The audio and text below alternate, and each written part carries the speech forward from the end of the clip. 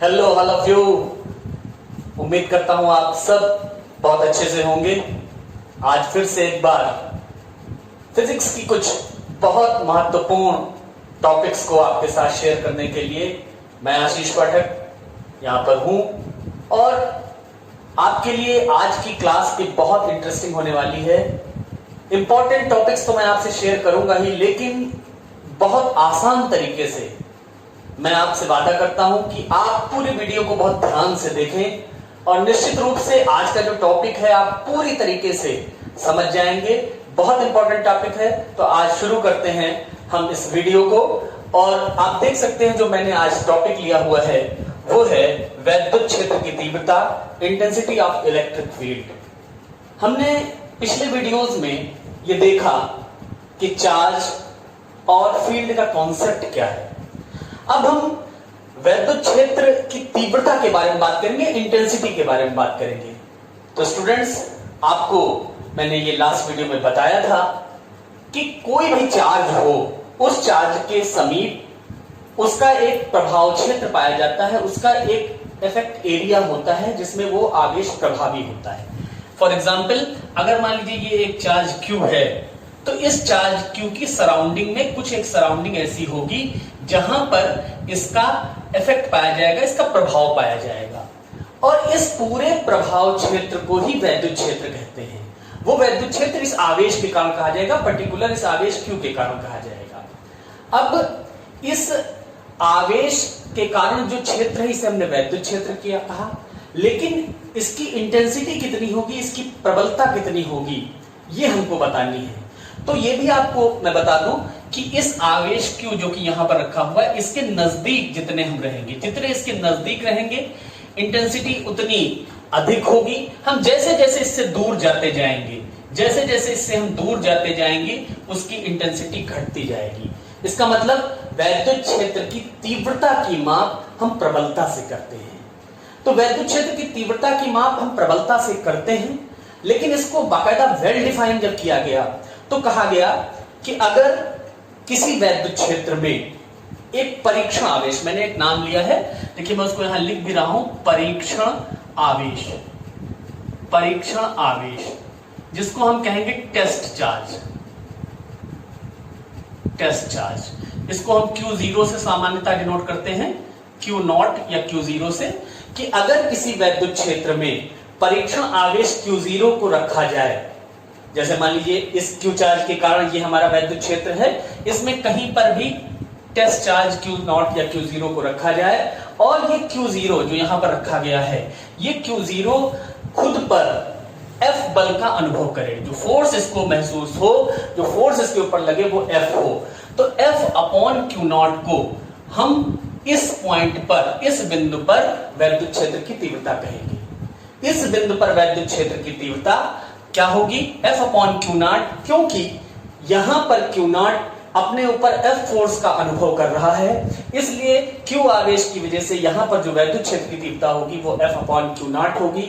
और इस वैद्युत क्षेत्र की तीव्रता को हम कैपिटल E से डिनोट करते हैं, यानी कि capital E equal to F upon Q0। अब यहां पर हम एक चीज और समझ लें कि जो हमारी इंटेंसिटी ऑफ इलेक्ट्रिक फील्ड है कैपिटल E से, जिसको हम डिनोट कर रहे हैं, ये एक वेक्टर क्वांटिटी होगी, एक सदिश राशि होगी। क्यों सदिश राशि होगी? क्योंकि फोर्स सदिश राशि है, इसलिए वैद्युत क्षेत्र की तीव्रता भी सदिश राशि हो जाएगी, E equal to F upon Q0। अब आपने ये जान लिया कि E equal to F upon Q0 होता है, तो इसका मात्रक है, इसकी यूनिट भी हम जान लेंगे। F का मात्रक है न्यूटन, MKS सिस्टम में, SI सिस्टम में, और Q0 यानी कि जो चार्ज है इसका मात्रक हम पहले ही जान चुके हैं, कूलम। इसका मतलब जो हमारे पास इसका मात्रक होगा, इसकी यूनिट होगी इंटेंसिटी ऑफ इलेक्ट्रिक फील्ड या वैद्युत क्षेत्र की तीव्रता की, वो न्यूटन प्रति कूलम होगी। एक बात और, जब मैंने इसको कहा कि ये वेक्टर क्वांटिटी है, ये सदिश राशि है, वैसे ही एक प्रश्न उठना चाहिए कि सदिश राशियों को हम पूर्णतः व्यक्त करें, इसके लिए दो चीजों की जरूरत होती है, एक उनके मैग्नीट्यूड परिमाण की और दूसरे उनकी दिशा की। तो मैग्नीट्यूड तो हम यहां से कैलकुलेट कर लेंगे F अपॉन Q0 से, लेकिन इसकी दिशा क्या होगी ये भी हमको जानना जरूरी है, तभी हम इंटेंसिटी ऑफ इलेक्ट्रिक फील्ड या वैद्युत क्षेत्र की तीव्रता को पूरी तरीके से व्यक्त कर पाएंगे। तो स्टूडेंट्स, जो वैद्युत क्षेत्र की तीव्रता की दिशा है वो धन आवेश पर लगने वाले बल की दिशा होती है। जो पॉजिटिव चार्ज पर फोर्स जिस डायरेक्शन में लगेगा वही वैद्युत क्षेत्र की तीव्रता की दिशा होगी। अब यहां एक बहुत महत्वपूर्ण चीज मैं आपको बता दूं इस परीक्षण आवेश Q0 से रिलेटेड। जो ये Q0 है, ये इसका जो मान है ये बहुत छोटा होता है, ये अत्यंत अल्प होता है, बहुत ही मैग्नीट्यूड में बहुत स्मॉल होता है और हमेशा पॉजिटिव लिया जाता है। ये जो हमारे पास Q0 है, ये जो परीक्षण आवेश जिसको हमने नाम दिया है, ये टेस्ट चार्ज, मैं फिर से आपको कह दूं, ये अत्यंत मान में छोटा होगा और हमेशा धनात्मक प्रकृति का ही लिया जाएगा। यहां पर यह भी समझने की बात है, वस्तुतः ये Q0 जो हमारा है ये कल्पित आवेश है, ये हमारे पास रियल नहीं है बल्कि ये कल्पित आवेश होता है जिसको हमेशा हम पॉजिटिव मान करके आपको फील्ड को डिफाइन करते हैं। तो अब मैं समराइज करूं जल्दी से कि अगर हम इंटेंसिटी ऑफ इलेक्ट्रिक फील्ड को कहें तो हम इसको इस तरीके से कह सकते हैं कि अगर किसी इलेक्ट्रिक फील्ड में Q0 आवेश या टेस्ट चार्ज को रखा जाए और वो अपने ऊपर F फोर्स को अनुभव करे तो F अपॉन Q0 को उस बिंदु पर वैद्युत क्षेत्र की तीव्रता कहा जाता है। कैपिटल E से उसको प्रदर्शित करते हैं, वेक्टर क्वांटिटी है, उसकी दिशा धन आवेश पर लगने वाले बल की दिशा होती है। अब यहीं से हमको ये भी समझ लेना है कि ये Q0 तो हमेशा पॉजिटिव होगा, ये हमने आपको बता दिया। अब ये Q के ऊपर डिपेंड करता है कि फोर्स किधर लगाएगा। अगर Q भी पॉजिटिव हुआ तो ये इसको रिपेल करेगा, यानी कि इसकी दिशा इधर हो जाएगी। अगर Q निगेटिव हुआ तो ये इसको अट्रैक्ट करेगा और तब ये हमारे पास इसकी जो हमारे वैद्युत क्षेत्र की तीव्रता की दिशा है वो इधर की ओर हो जाएगी। ये बहुत इजी कॉन्सेप्ट है, इसको हमको समझना है। आपको ये पूरी तरीके से समझ में आ जाना चाहिए कि टेस्ट चार्ज को हम कभी भी निगेटिव नहीं लेंगे, मैग्नीट्यूड उसका इतना अल्प लेते हैं जितना हम समझ सकते हैं, बहुत छोटा, और हमेशा पॉजिटिव लेते हैं। तो ये intensity of the electric field को हमने डिफाइन किया। अब थोड़ा सा इससे और आगे बढ़ते हैं। आपको मैं यहां दिखाना चाहूंगा, मैंने हेडिंग लिख रखी है किसी बिंदु आवेश के कारण वैद्युत क्षेत्र की तीव्रता, यानी कि intensity of electric field due to a point charge. एक पॉइंट चार्ज हम लेंगे और उसकी वजह से एक दूसरे पॉइंट पर हम कैलकुलेट करेंगे कि कितनी इंटेंसिटी ऑफ इलेक्ट्रिक फील्ड या वैद्युत क्षेत्र की तीव्रता होती है। तो अब आप यहां पर देखें इस चित्र में, ये यहां पर पॉइंट O है, जिस पॉइंट O पर मैंने एक प्लस Q चार्ज रख रखा है। मैंने माना है कि इस पॉइंट O पर प्लस Q चार्ज है। इस पॉइंट O से स्मॉल r दूरी पर एक दूसरा पॉइंट है P, और इस पॉइंट P पर हमको इस प्लस Q की वजह से इंटेंसिटी ऑफ इलेक्ट्रिक फील्ड या वैद्युत क्षेत्र की तीव्रता पता करनी है। फिर से मैं रिपीट करता हूं, ये हमारे पास O पर एक पॉइंट चार्ज रखा हुआ है प्लस Q, इससे r दूरी पर बिंदु P है। बिंदु P पर हमें इस प्लस Q के कारण वैद्युत क्षेत्र की तीव्रता पता करनी है। क्लियर? अब देखिए, अभी मैंने जैसे आपको बताया था कि वैद्युत क्षेत्र की तीव्रता पता करने के लिए हमको जहां भी वैद्युत क्षेत्र की तीव्रता पता करनी है, हम ये मानते हैं कि वहां पर एक टेस्ट चार्ज, एक परीक्षण आवेश रख दिया गया। तो उसके लिए हमने यहां भी ले लिया। हमने माना कि इस P पर हमको वैद्युत क्षेत्र की तीव्रता पता करनी है, तो हमने माना इस Q0 को हमने P बिंदु पर रख। तो ये हमारे पास दो चार्जेस हैं, प्लस Q और Q0, जिनके बीच की डिस्टेंस r है।